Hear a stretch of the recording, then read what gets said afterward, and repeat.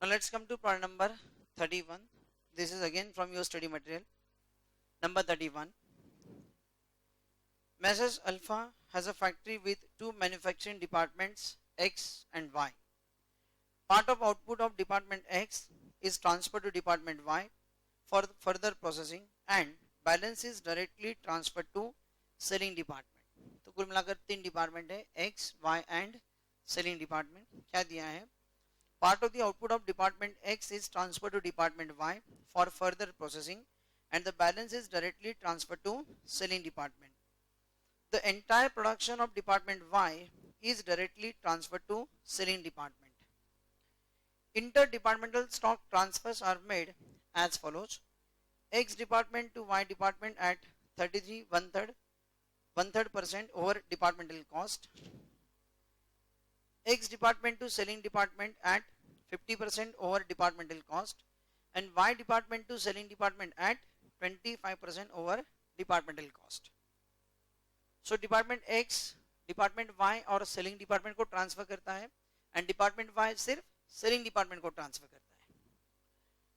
The following information is given for the year ending 31st March 2013. Department X, Department Y and selling department.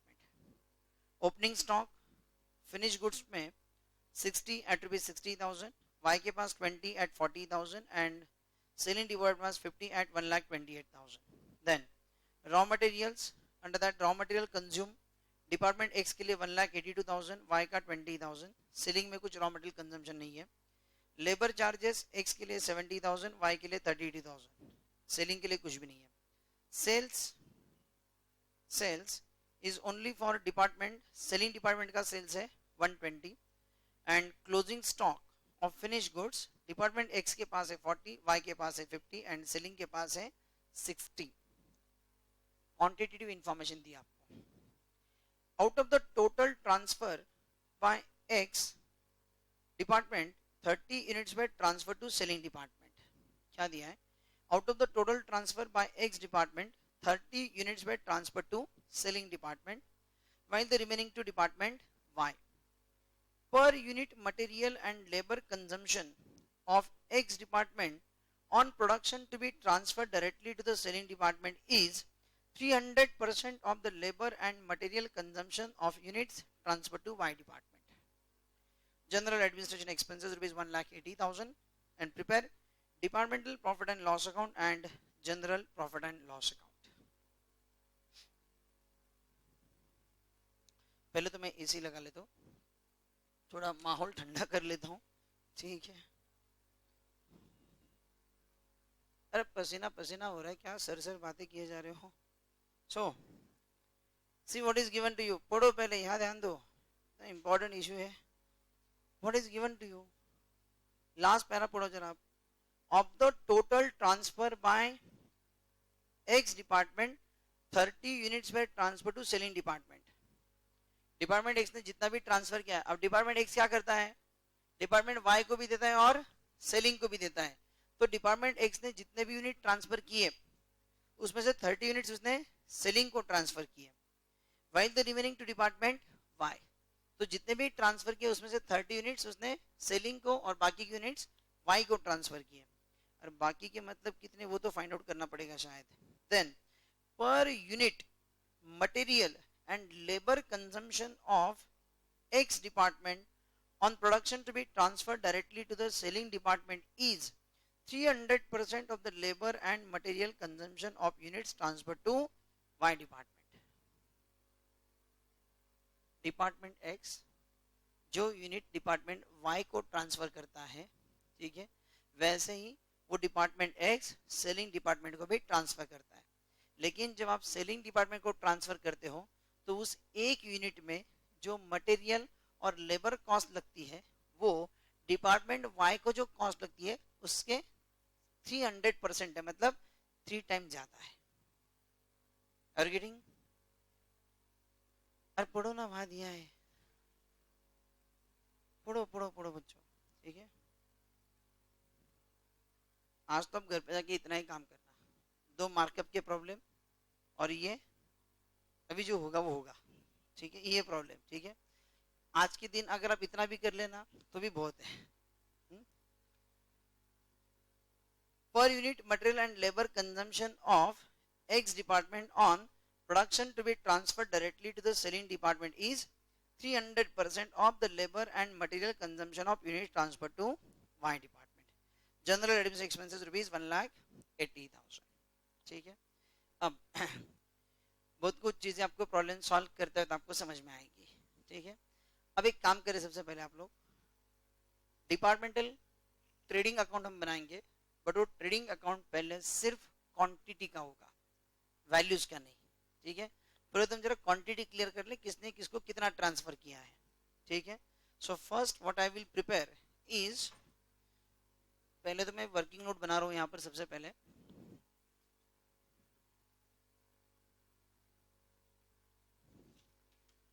Problem number 31.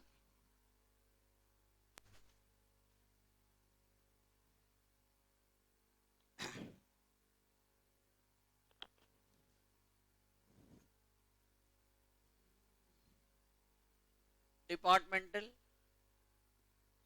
Trading account in bracket quantity.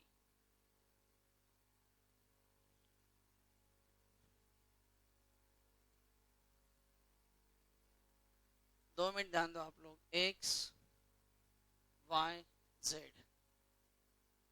Z नहीं है, selling है.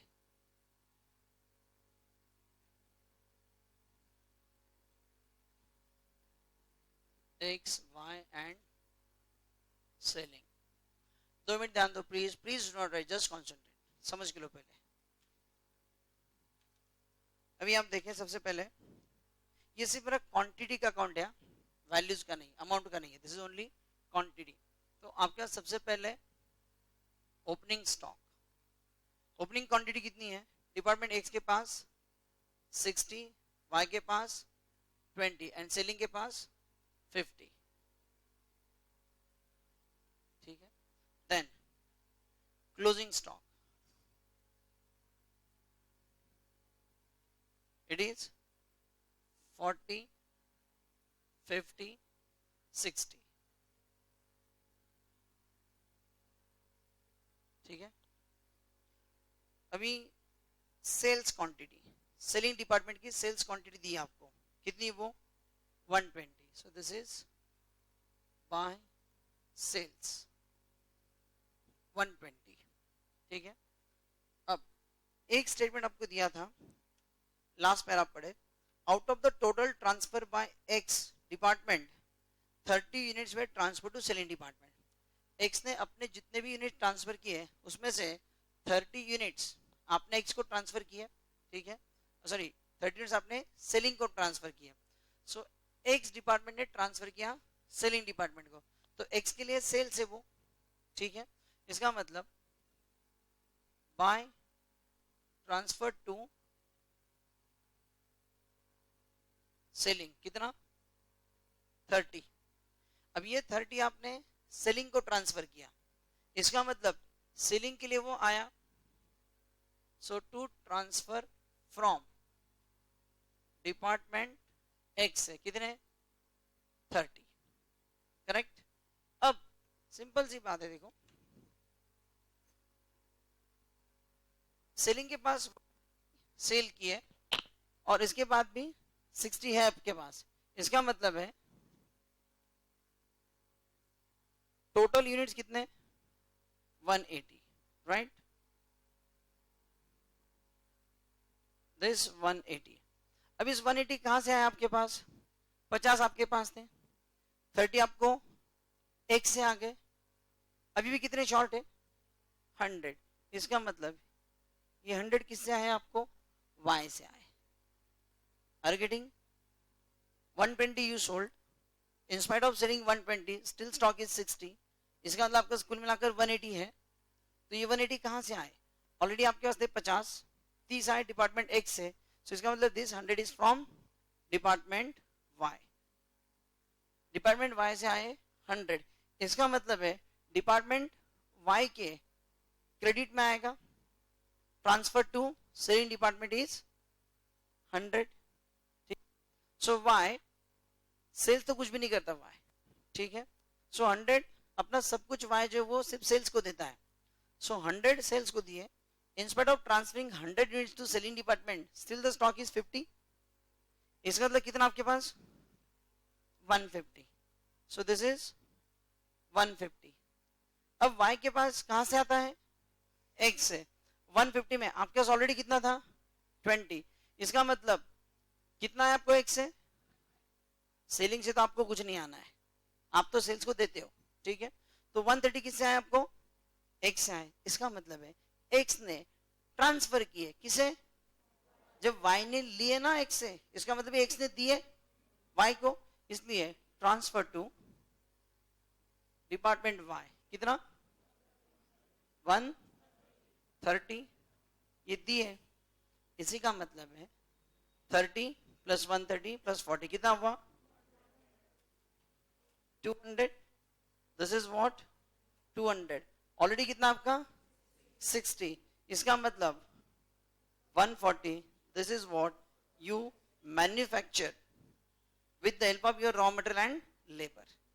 ये आपने manufacture किए, यही बात समझ में। इसका मतलब है total 140 units manufactured by department x. Is this very clear, समझ में आ गया आपको, क्लियर। लिखो इसे पहले, जो ब्लू कलर से लिखा है मैंने वो इंफॉर्मेशन है जो कि आपको ऑलरेडी प्रॉब्लम के अंदर दी हुई है। Opening stock, closing stock and this sales, बाकी सब कुछ हमने फाइंड आउट किया है इसके अंदर।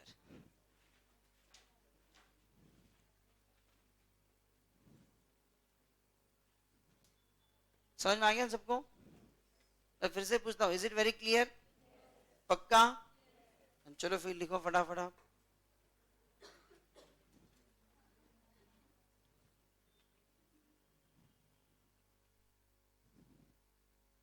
लिखो बड़ा।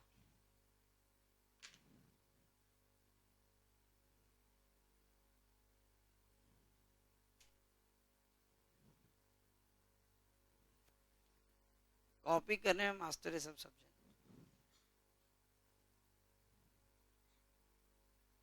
इतना लंबा मत कीजिए, 4 लाइन का अकाउंट करना है।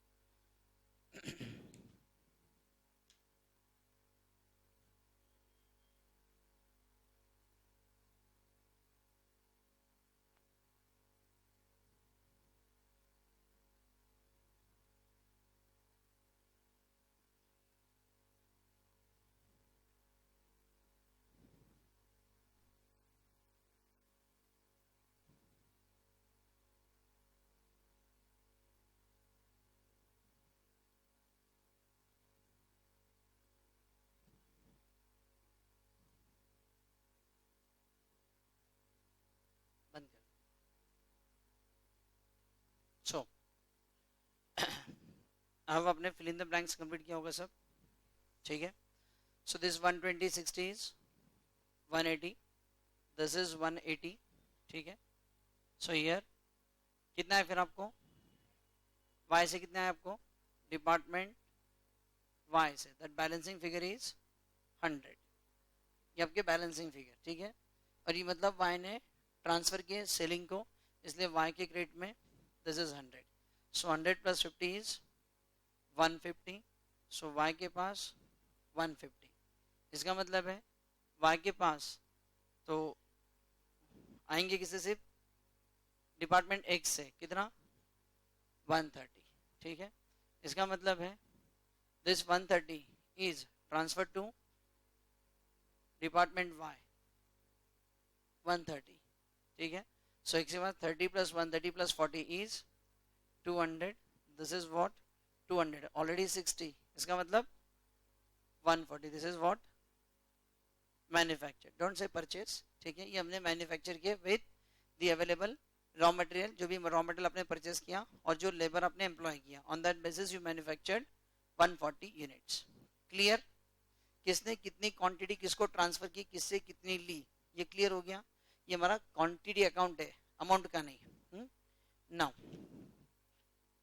अब एक काम करें, सबसे पहले now you will how to prepare departmental account, ठीक है। अब डिपार्टमेंटल अकाउंट में ये जो कुछ है इतना ही आएगा आपका, ठीक है। एंड इन दैट केस आपको अमाउंट्स फाइंड आउट करने पड़ेंगे, ठीक है। तो अमाउंट कैसे आएगी आपकी, ठीक है। सो डिपार्टमेंट एक्स वाई को भी ट्रांसफर करता है और सेलिंग को भी ट्रांसफर करता है, और डिपार्टमेंट वाई सिर्फ सेलिंग को ट्रांसफर करेगा, ठीक है। अब एक स्टेटमेंट बड़ा इंपॉर्टेंट है यहाँ पर, it is fourth last line of the problem, per unit material and labor consumption of X department on production to be transferred directly to the selling department is 300% the labor and material consumption of units transferred to Y department, ठीक है। ये तो ऐसा है, देखो simple सी बात, अब इस पेन को ऑब्जर्व करें बस, ठीक है। Let's say department X department Y और सेलिंग डिपार्टमेंट को ट्रांसफर करता है, ठीक है। तो जो भी आप ट्रांसफर करते हो, जो यूनिट्स आप ट्रांसफर करते हो, दीज आर नॉट आइडेंटिकल, ठीक है। ये तो सिंपल से ऐसी बात है कि ये प्रोडक्ट जो एक्स के पास मैन्युफैक्चर हुआ है, वाई को ये जाता है और सेलिंग को ये जाता है। आप समझे फर्क दोनों के साइज का, ठीक है। वाई को इतना सा प्रोडक्ट जाता है और जब सेलिंग को जाता है तो ये वाला प्रोडक्ट जाता है। तो इसका मतलब है कि वाई को जितना मटेरियल और लेबर लगता है ना, उससे 3 टाइम ज्यादा, 300%, मतलब 3 टाइम ज्यादा आपको सेलिंग डिपार्टमेंट को लगता है। इसका मतलब है सेलिंग डिपार्टमेंट का एक यूनिट, सेलिंग डिपार्टमेंट का एक यूनिट, जो सेलिंग डिपार्टमेंट का आप एक यूनिट ट्रांसफर करते हो, वो वाई के 3 यूनिट के बराबर है। आप समझे मेरी बात को, वाई डिपार्टमेंट को जब एक यूनिट आप ट्रांसफर करते हो और सेलिंग डिपार्टमेंट को जो एक यूनिट ट्रांसफर, ये 2 यूनिट है, वो वाई को ये यूनिट है और ये यूनिट है। अब इसकी साइज और इसकी साइज में फर्क है, ठीक है। सो डिपार्टमेंट वाई को जब ट्रांसफर करते हो तो उसके अंदर जो लेबर मटेरियल लगता है, वो लेबर मटेरियल इस सेलिंग डिपार्टमेंट जब ट्रांसफर करते हो तो उसमें 300% ज्यादा है। इसका मतलब डिपार्टमेंट वाई को जो एक यूनिट ट्रांसफर करते हो और सेलिंग डिपार्टमेंट को एक यूनिट ट्रांसफर करते हो, सेलिंग डिपार्टमेंट का एक यूनिट ये वाई डिपार्टमेंट के 3 यूनिट के बराबर का है। Are getting here? तो इसका मतलब मैं ये कह सकता हूं कि आप लिखो मत, transfer from department X to department Y, कितने ट्रांसफर किए डिपार्टमेंट वाई को आपने? 130। एक्स ने जो ट्रांसफर किए वो कितने हैं? 130। And to selling department, selling को कितने ट्रांसफर किया आपने? 30। but these are equivalent to 1 unit. अरे सेलिंग डिपार्टमेंट का 1 यूनिट वाई डिपार्टमेंट के 3 के बराबर का है. इसका मतलब these are equivalent to 30 into 3, that is 90 units. इसका मतलब टोटल कितना हुआ? 130 plus 90 is 220 units. Are you getting here? ठीक है, 220. Then closing stock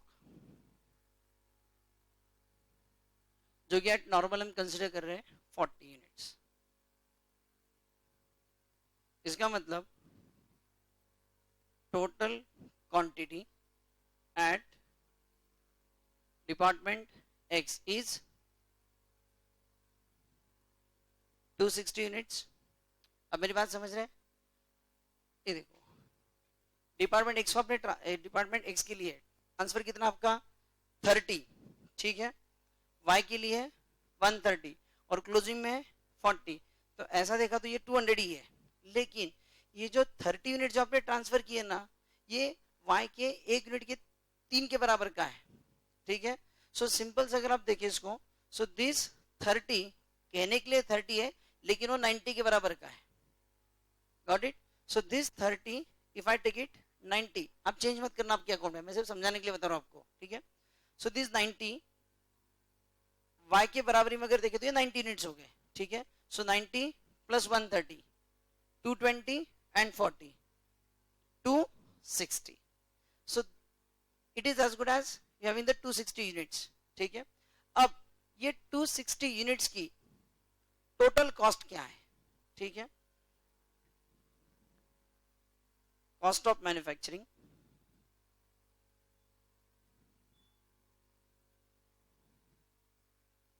cost of manufacturing. अब देखिए, डिपार्टमेंट एक्स के पास ओपनिंग स्टॉक कितना था? कॉस्ट कितनी उसकी?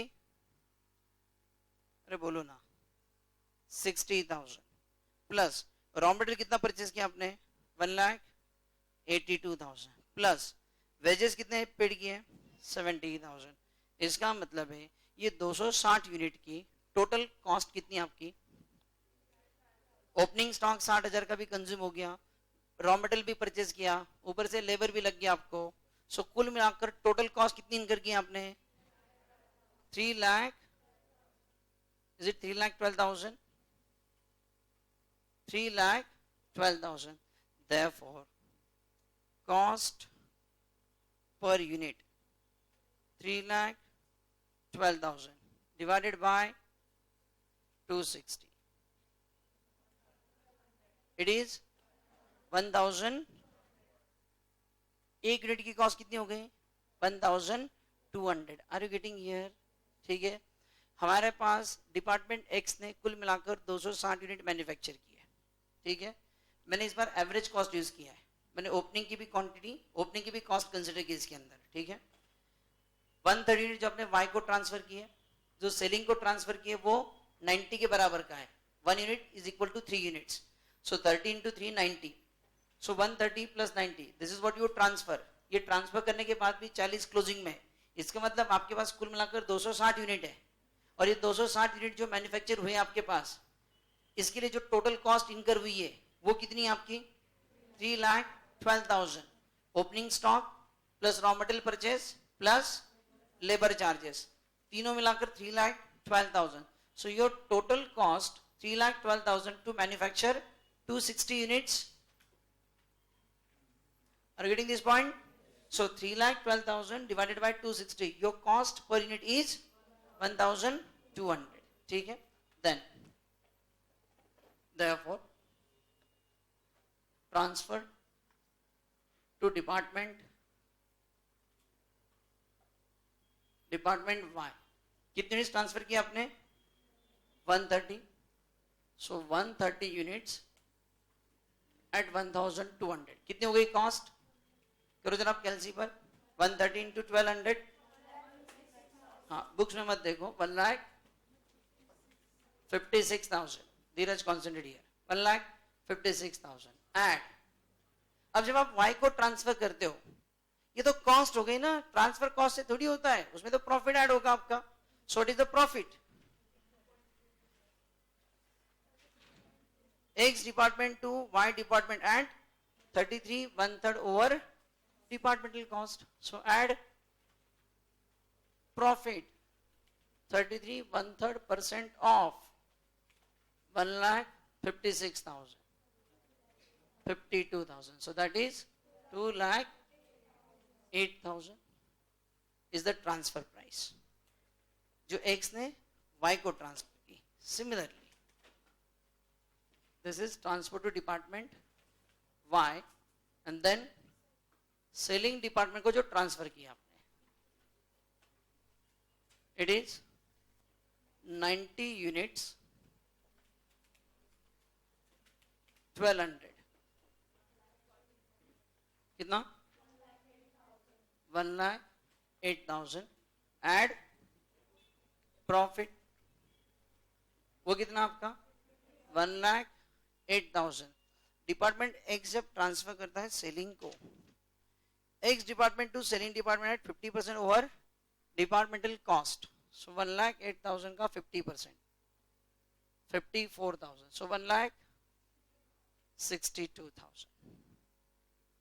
This is what the transfer cost, transfer price I can say for department X, and this will become the cost for Y and selling department. Are you getting here? Then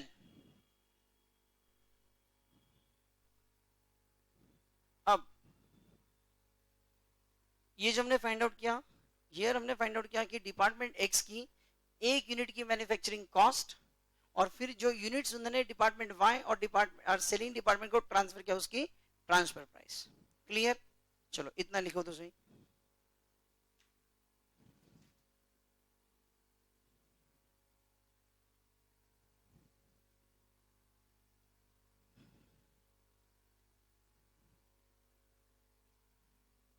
Sachin ने दोनों दिखाना पड़ेगा।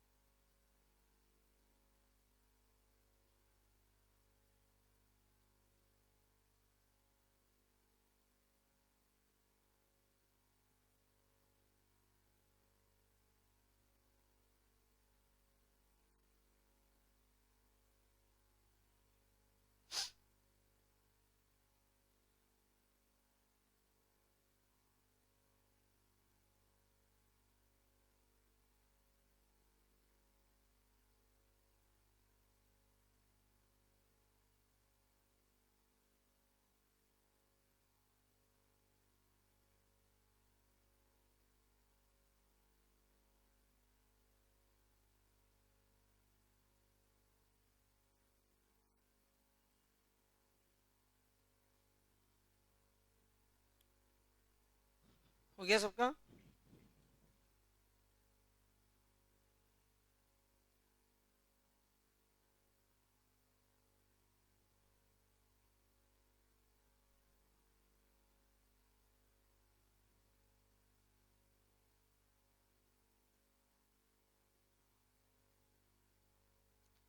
इस type के problems जो आपने बिल्कुल starting में किए इस चैप्टर में, वहाँ पर आपको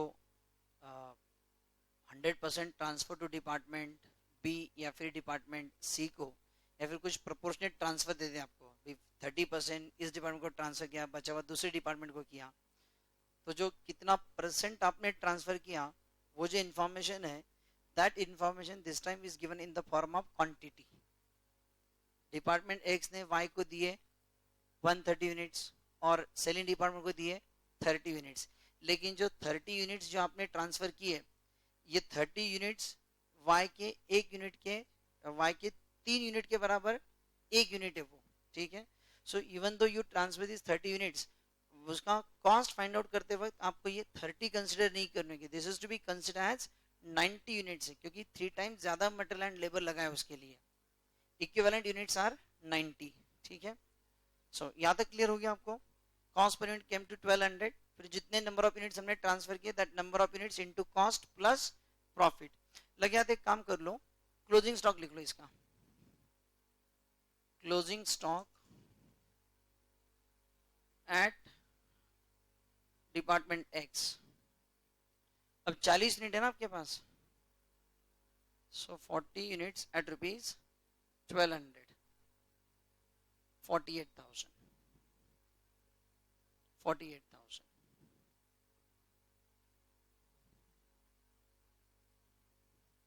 ठीक है। एंड देन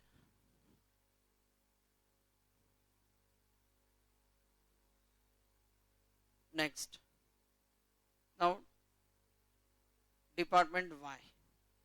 अब डिपार्टमेंट वाई ने भी सेलिंग को ट्रांसफर किया, ठीक है, तो उसमें क्लोजिंग स्टॉक की वैल्यू तो नहीं दी आपको ना, yes. So find out cost of transfer, ठीक है। पहले आपको क्या करना होगा यहाँ पर, so write down total cost to department Y, total cost to department Y. तो डिपार्टमेंट वाई की टोटल कॉस्ट क्या हुई आपकी? डिपार्टमेंट वाई के पास ओपनिंग स्टॉक कितना है? 40,000 plus raw material purchase is 20,000 plus labour charges 32,000 plus department X ने जो ट्रांसफर किया वाई को 2,08,000, ये भी तो आएगा, ऑडिट। सो कितना हुआ टोटल? इट इज 3 लाख, ठीक है। Then total number of units, अब वाई के पास देखिए, वाई ने सेलिंग को ट्रांसफर किया, सचिन जरा यहाँ लेना, वाई ने सेलिंग को कितने ट्रांसफर किए? 100, और अपने पास कितने? 50, मतलब टोटल यूनिट्स कितने आपके पास? 150, total number of units 150, therefore cost per unit, कुल मिलाकर डिपार्टमेंट वाई की कॉस्ट इनकर हुई 3 lakh for 150 units, therefore cost per unit is 3 lakh divided by 150 is 2,000, got it? Therefore transfer price for selling department, for selling department, अब देखो cost of transfer, अब 100 units आपने transfer किया, right, उसकी cost है 2,000 each, so that comes to rupees 2 lakh, add profit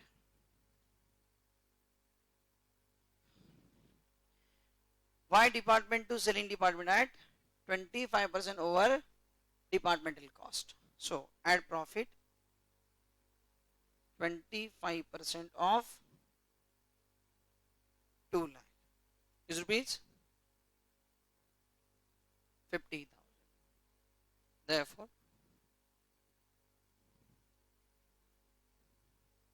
transfer price is rupees 2 lakh 50,000. Got it? And therefore closing stock. Closing stock अब आपके पास देखो ना 50 यूनिट आपके पास क्लोजिंग स्टॉक में है. So 50 units into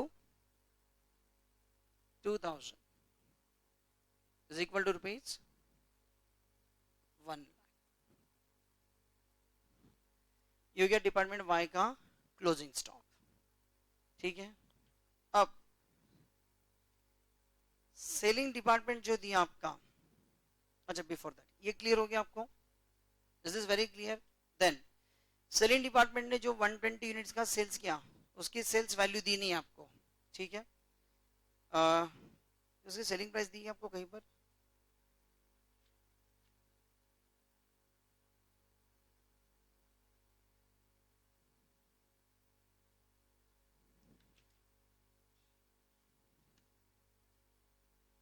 Sales value is not given.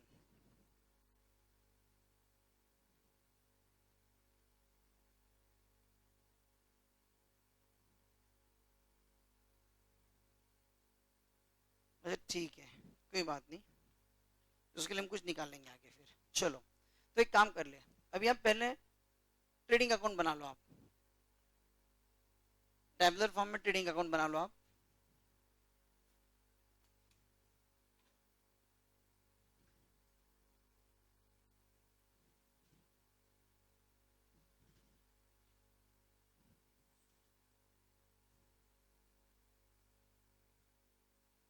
बनाओ departmental trading account.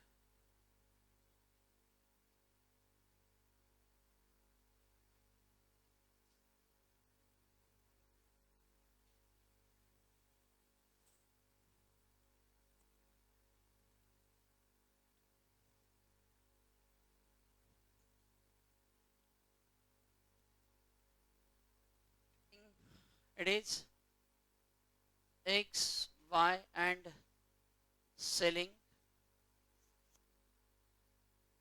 X, Y and selling. So here write down opening stock to opening stock. It is 60,000. Y के लिए 40,000 एंड सेलिंग डिपार्टमेंट का 1,28,000. सचिन जरा झूम करके सिर्फ इतना ही लेना. ठीक है, मुझे कवर कर ले. Then to raw material, to raw material X का 1,82,000, वाई का 20,000, सेल्स का कुछ भी नहीं है. टू लेबर, मैं जरा शॉर्ट में लिख रहा हूं यहाँ पर. To labour 70,000, 32,000. Then sales is given to you only for selling department, क्योंकि selling department सिर्फ सेल्स का काम करता है, and that is 4,80,000. that is given in the problem. selling department का जो sales है आपका 120 units का, that sale is at 4,80,000. sales value is given in the problem itself. then अब जो transfers हुए वो आपको लिखना है यहाँ पर. so here by transfer to, इसमें आपने ट्रांसफर किया सेलिंग डिपार्टमेंट को डिपार्टमेंट एक्स को आवाज नहीं आ रहा है। डिपार्टमेंट वाई को हमने ट्रांसफर किया। अब देखो एक्स ने जो सेलिंग को ट्रांसफर किया उसकी अमाउंट कितनी आई थी हमारी 2,08,000। ये वर्ग हमने लिख के रखा हुआ है 2,08,000। सो राइट डाउन हियर 2,08,000। और जो y को ट्रांसफर किया वो 1,62,000। ओह उल्टा हो गया सर, बच्चे ध्यान नहीं देते कुछ। सेल्स के लिए कितना 1,62,000 है और y को जो है वो 2,08,000 है। ठीक है, जो x को क्रेडिट है वो सेल्स एंड y डिपार्टमेंट को आएगा डेबिट में। So here to transfer from x, transfer from x y के कॉलम में 2,08,000 एंड सेलिंग के लिए 1,62,000। 1,62,000 गॉट इट। देन फिर जो y ने ट्रांसफर किया सेल्स को, इधर क्या वो 2,50,000 राइट। जो y ने सेल्स को ट्रांसफर किया, ये वर्किंग हमने किया हुआ है पहले 2,50,000। सो y के क्रेडिट में 2,50,000 और to transfer from y selling में आएगा 2,50,000 डेबिट में 2,50,000। Then by closing stock, closing stock. तो डिपार्टमेंट एक्स के पास जो स्टॉक है इट इज 48,000 और वाई के पास जो इट इज 1 लाख। और जेड के पास हमें फाइंड आउट करना पड़ेगा, जेड के पास हमें फाइंड आउट करना पड़ेगा। एक काम करो यहाँ पर एक 7-8 लाइन आप छोड़ दो to complete this account. 7-8 line को डिपार्टमेंट ट्रेडिंग को लगेगा, देन जनरल P&L। ठीक है, तो एक 7-8 लाइन आप ट्रेडिंग के लिए छोड़ दो। ठीक है, 10 लाइन आप जनरल P&L को छोड़ दो and show the next working.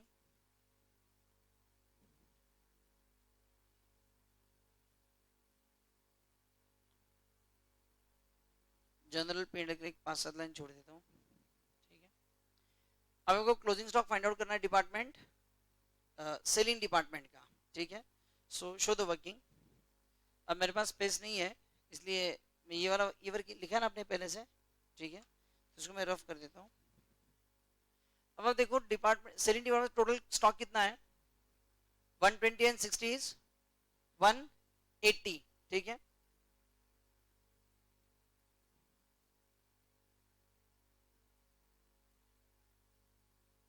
so here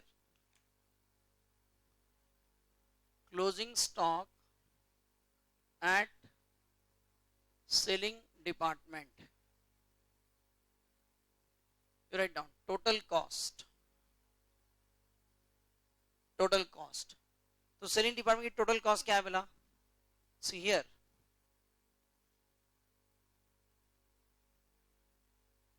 क्या क्या आपकी टोटल कॉस्ट 128, 162 एंड 250, 1,28,000 here 1,28,000। जो ट्रेडिंग को डेबिट किया आपने 128, 162 एंड 2,50,000। कितने यूनिट्स टोटल, सॉरी 5,40,000। ये आपकी total cost. Number of units, number of units कितने थे 180, सेल्स किए 120 और आपका स्टॉक में 60। इसका मतलब आपके पास टोटल कितने हैं 180। आपके पास जो यूनिट है वो y के 3 यूनिट के बराबर का 1 यूनिट है। ये दिमाग से निकाल दो, प्लेन कैलकुलेशन रखो सिर्फ अब। ठीक है, आपके पास 5,40,000 टोटल कॉस्ट है for 180 units. Therefore cost per unit 5,40,000 divided by 180 units is equal to 3,000. Therefore, closing stock 3000 into 60 unit stock में है, so that is 1,80,000. 1,80,000 is your closing stock. Got it? Yes. So लिखेंगे आप selling department में here 1,80,000. Close your account and get GP.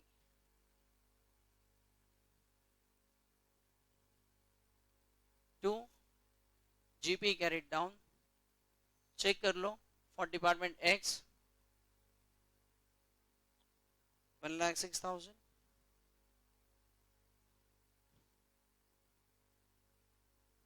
और तुम कर लो, मेरा गलत भी हो सकता है. लाइन 2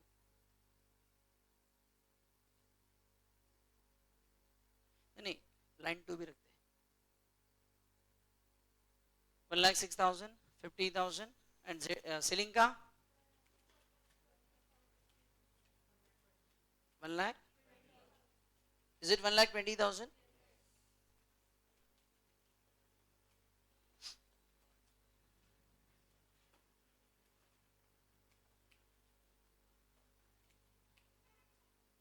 एक्स का है आपका 1,06,000, वाई का 50,000.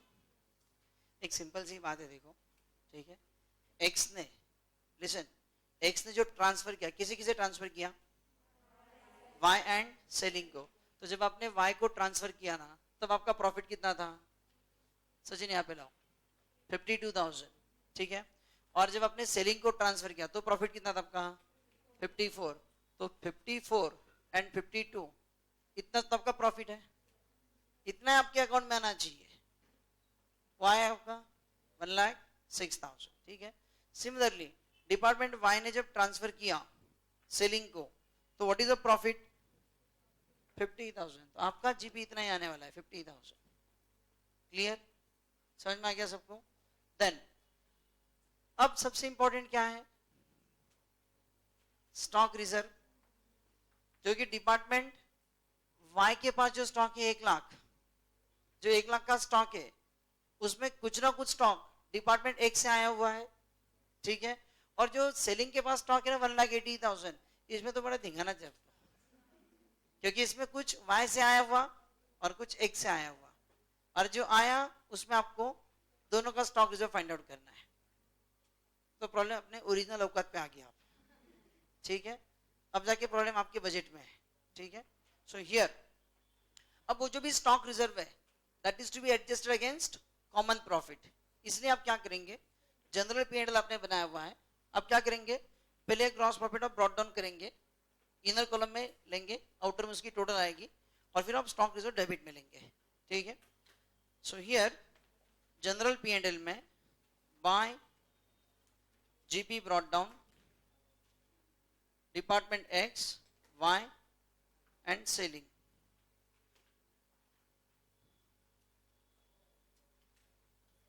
$1,06,000, 50,000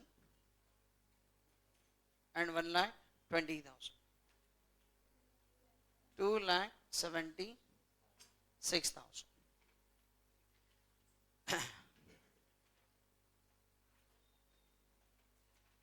अब आएगा आपका स्टॉक रिजर्व, ठीक है.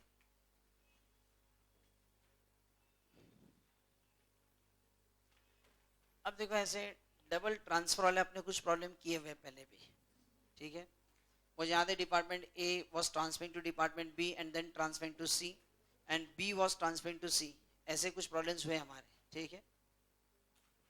वो जो भी प्रॉब्लम्स आपने किए उसमें आप स्टॉक रिजर्व फाइंड आउट करते थे, ठीक है. उसके लिए पहले आपको क्या क्या दिया जाता था? हाँ, जीपी रेशियो वगैरह आपको देते थे, ठीक है. वो तो यहाँ पर भी दिया आपको, ठीक है. फिर आप क्या करते थे? इन दैट केस ये जो 1 लाख है, दिस 1 लाख, इसमें आप क्या करते थे?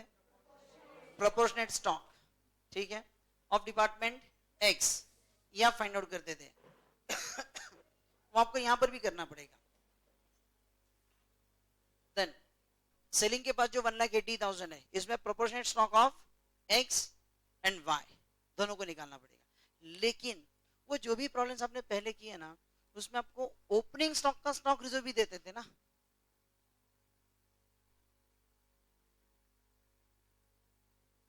याद है क्या आपको? तो यहाँ ओपनिंग का दिया है क्या? नहीं। अब एक बात समझो, वाई के पास जो ओपनिंग 40,000 है, इसमें भी तो कुछ ओपनिंग इंक्लूड होगा ना, डिपार्टमेंट एक्स से आया हुआ, बराबर है। सिमिलरली जेड के, सॉरी ये सेलिंग डिपार्टमेंट जो है, इसका जो ओपनिंग है 128, इसमें भी कुछ एक्स का और कुछ वाई का होगा। Reading my point? वो दिया है आपको? नहीं। तो अब क्या करेंगे, जो नेट इंक्रीजिंग क्लोजिंग स्टॉक है उसके ऊपर स्टॉक रिजर्व लेना पड़ेगा आपको। अरे गेट रहा है क्या कुछ? आप नॉर्मल है ना बीबी? कितने जन कोमा में इस वक्त? आपको समझ में आ रहा है मैं क्या कह रहा हूं? सी हियर, ये 1 लाख का तो आप निकाल लेंगे प्रोपोर्शनेट, लेकिन प्रॉब्लम ये आएगा कि ये जो इसका ओपनिंग है 40, इसका स्टॉक रिजर्व, तो इसमें भी तो कुछ प्रॉफिट इंक्लूड होगा। तो क्या करना होगा आपको, ये ओपनिंग का 40, ये क्लोजिंग का 1 लाख, इसका मतलब है net increasing closing stock is 60,000। तो 60,000 में what is the proportionate stock of department x, और उसके ऊपर आएगा स्टॉक रिजर्व। डायरेक्टली 1 लाख पे प्रोपोर्शनेट स्टॉक मत निकालना आप। अब मेरी बात समझ रहे हैं? अगर आपको ओपनिंग का स्टॉक रिजर्व देते तो फिर डायरेक्टली 1 लाख जो आप पहले करते थे वो करते आता आपको, लेकिन क्योंकि ओपनिंग का स्टॉक रिजर्व नहीं है, तो हमें ओपनिंग और क्लोजिंग का नेट डिफरेंस लेके आपको स्टॉक रिजर्व निकालना पड़ेगा। ठीक है, सेम थिंग, सेलिंग का 128 है ओपनिंग, और इसका क्लोजिंग है 180, सो नेट इंक्रीज कितना है? 58,000। करो ना कैलसी पर, मतलब 52,000। हाँ, दैट 52,000, उस 52 में एक्स का वाई का वो स्टॉक रिजर्व आएगा। करेक्ट है? Very good. So write down the working note. I hope अब तक ये वर्किंग लिखे आपने, मैं इसको रफ कर देता हूँ।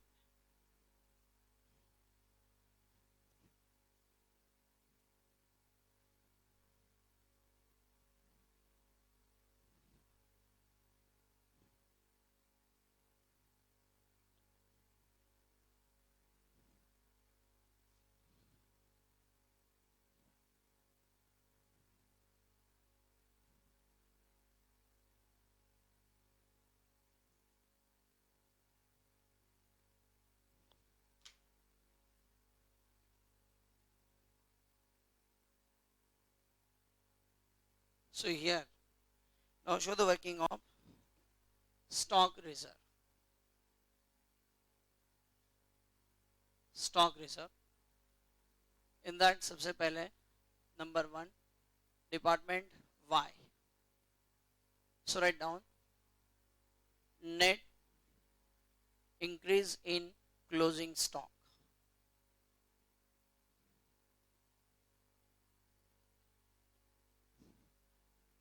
Net increase in closing stock is how much?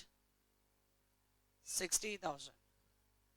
This is 1 lakh closing minus opening का 40,000 is 60,000. ठीक है? Now, therefore, proportionate stock of department X included in above. तो इस 60,000 में डिपार्टमेंट एक्स का कितना है ये आपको फाइंड आउट करना पड़ेगा।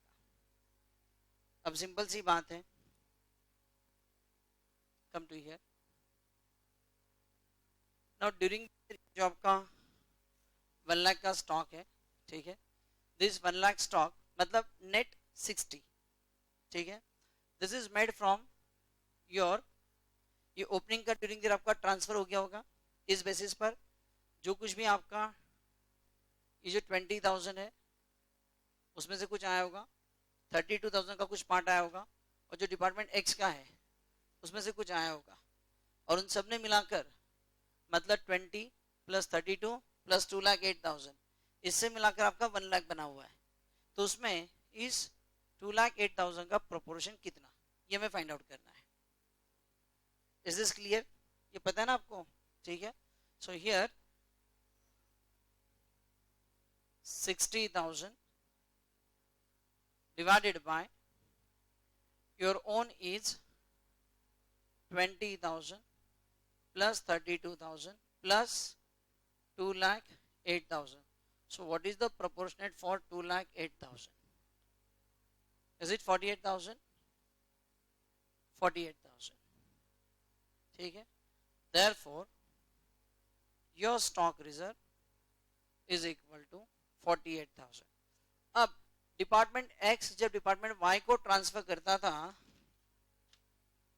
X department to Y divided 33 over departmental cost, तो कॉस्ट का 33 ना, तो ट्रांसफर प्राइस का 25%, सो 48,000 का 25%, 12,000, ये आपका stock reserve. Got it?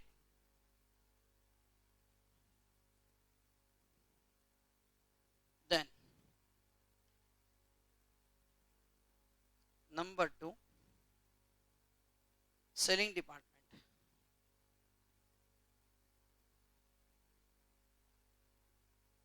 Selling department. So again in that, net increase in closing stock. तो सेलिंग डिपार्टमेंट का जो क्लोजिंग स्टॉक है वो 1,80,000 और ओपनिंग था 1,28,000. सो 1,80,000 एंड 1,28,000 का डिफरेंस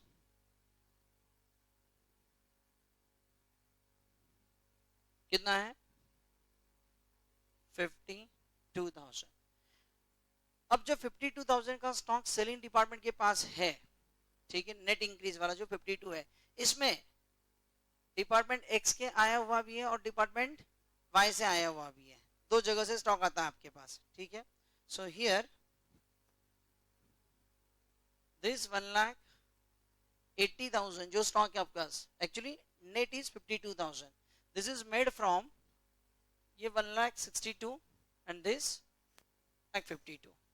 तो इस 1,80,000 ये दो सोर्सेज है, 162 एंड 250, ठीक है। तो इसमें 162 का प्रोपोर्शन कितना एंड 250 का प्रोपोर्शन कितना, that itself will give the proportional stock of department X and department Y. बाकी कहीं से नहीं आता इनके पास स्टॉक, क्लियर है? सो राइट डाउन, इसमें पहले ना वाई का निकाल लो, वो सिंपल रहेगा आपके लिए ना, एक्स का निकाल लो, वो ज्यादा सिंपल है, ठीक है। So here proportionate stock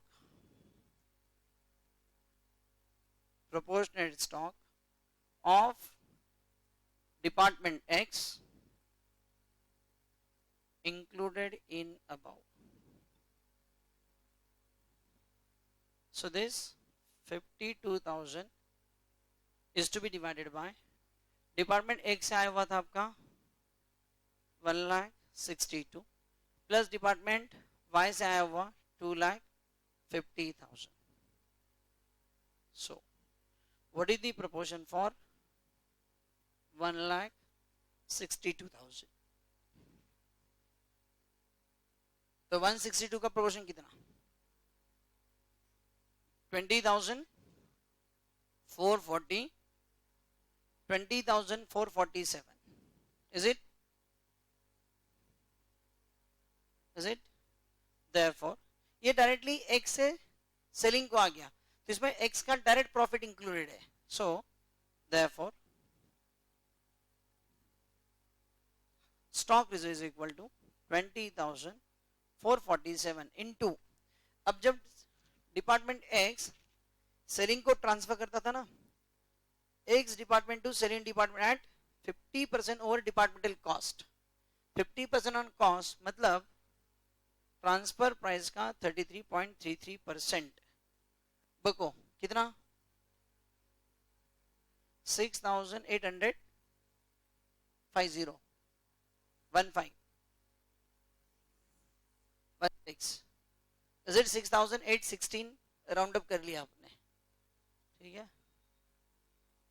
so this is what your stock reserve, जो कि डिपार्टमेंट एक्स ने सेलिंग को दिया। अब जो वाई ने सेलिंग को दिया उसके ऊपर का स्टॉक रिजर्व, देन ये था आपका A, then B proportionate stock of department Y included in closing stock of selling department. So again same working, 52,000 divided by 1,62,000 plus 2,50,000 into 2,50,000 कितना? Is it 31,553?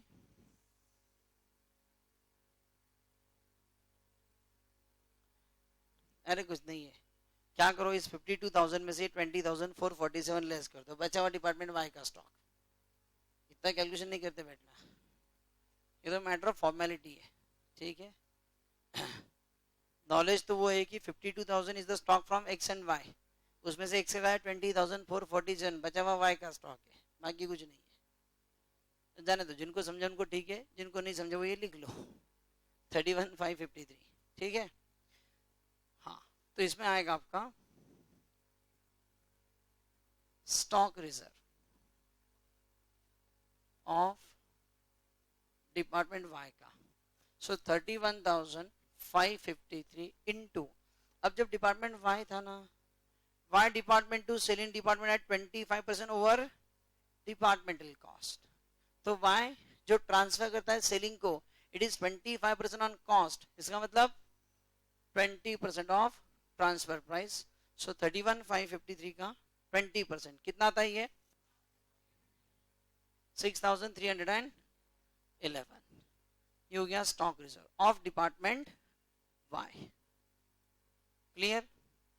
अब सिंपल सी बात है, अगर ये 31,553, इसमें स्टॉक रिजर्व वाई का 6,311, अगर ये स्टॉक डिपार्टमेंट सेलिंग डिपार्टमेंट के पास नहीं होता तो डिपार्टमेंट वाई के पास होता एट इट्स कॉस्ट, तो इसमें फाइंड आउट करो what is the cost of department Y, और जो कॉस्ट ऑफ डिपार्टमेंट वाई है उसमें एक्स का प्रॉफिट है फिर से, ठीक है।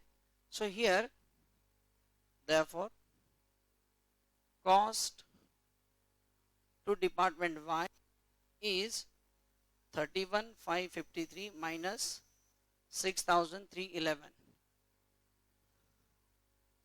25,242। अब इस 25,242 में ये डिपार्टमेंट वाई की कॉस्ट हो गई, और जो डिपार्टमेंट वाई की कॉस्ट है उसमें डिपार्टमेंट एक्स से आया हुआ स्टॉक इंक्लूड होता है, और जो डिपार्टमेंट एक्स से आया हुआ स्टॉक है उसका स्टॉक रिजर्व भी है। तो पहले आपको फाइंड आउट करना पड़ेगा इस 25,242 में डिपार्टमेंट एक्स का प्रोपोर्शनेट स्टॉक कितना है। Therefore proportionate stock of department X included in above is equal to 25,242। आपको ये वाला कैलकुलेशन करना पड़ेगा। सचिन ये वाला दिखाओ जरा, ये जो आपने किया था 60,000 divided by this 3 figure into 2,08,000, सो बजाय 60,000 इट इज 25,242 के लिए कितना, so here divided by 20,000, 32,000 and 2,08,000 into 2,08,000, बको is it 20,194? Therefore stock reserve 20,194 into, अब जब डिपार्टमेंट एक्स वाई को ट्रांसफर करता था, X department to Y department 33 1/3% over cost, so transfer price का 25%. 5049. Is it? 5049. Therefore, total stock reserve comes to 12,000 plus 6,816 plus 6311 and 5049. बताओ 40,000 30,000 30 176 30,176 और ये stock reserve आएगा जनरल पीएनएल को डेबिट टू स्टॉक रिजर्व 30,176 और एक कोई एक एक्सपेंडिचर दिया है आपको शायद से जनरल एक्सपेंडिचर है शायद there is a general administration expenses जो कि पीएनएल को डेबिट होगा 1,80,000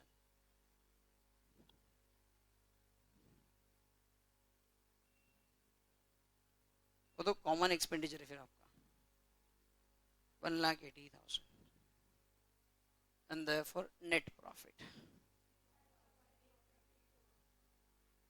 65,824